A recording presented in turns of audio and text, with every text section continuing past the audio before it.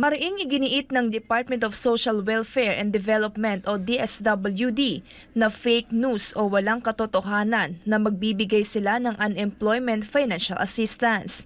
Ayon kay DSWD, Yusek Edo Punay sa Bagong Pilipinas ngayon, wala sa mandato ng ahensya ang magsagawa ng anumang paraffol. Biktima na naman po ng fake news ang DSWD. Lagi po kami nabibiktima nito. Meron po kumakalat ngayon sa social media na mga links po na nagsasabi na namimigay daw po kami ng mga papremyo na iPhone 15, na yung bagong iPhone model at pati $1,000 daw. Wow. Ganit, just basta magre-register ka dun sa link na yon.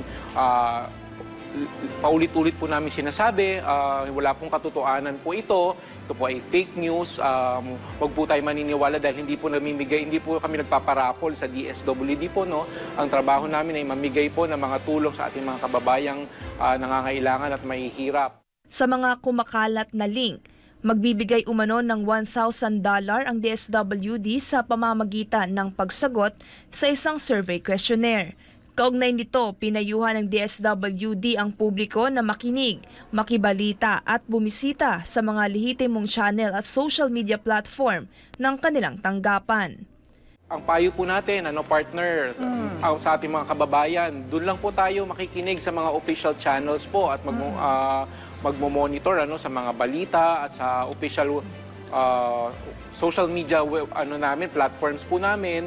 Sa Facebook at sa Twitter, ang handle po ay @DSWDSerbs. Yan po yung official Facebook po namin at Twitter. Wala na pong iba. So kung may mga kahina-hinala po na mga ganyang offer, wag po tayong kakagat. Lagi po tayong magve-verify at mag-double check sa ating mga official government agencies para hindi po tayo mabiktima ng fake news. Kinumpirma naman ni Punay na hindi ito ang unang pagkakataon na nabiktima ng fake news. Sa huli, hinimok ng DSWD ang mga nangangailangan na maaaring humingi ng tulong sa pamamagitan ng assistance to individuals in crisis situation. Para sa Diyos at sa Pilipinas kung mahal, Demi Hermoso, SMNI News.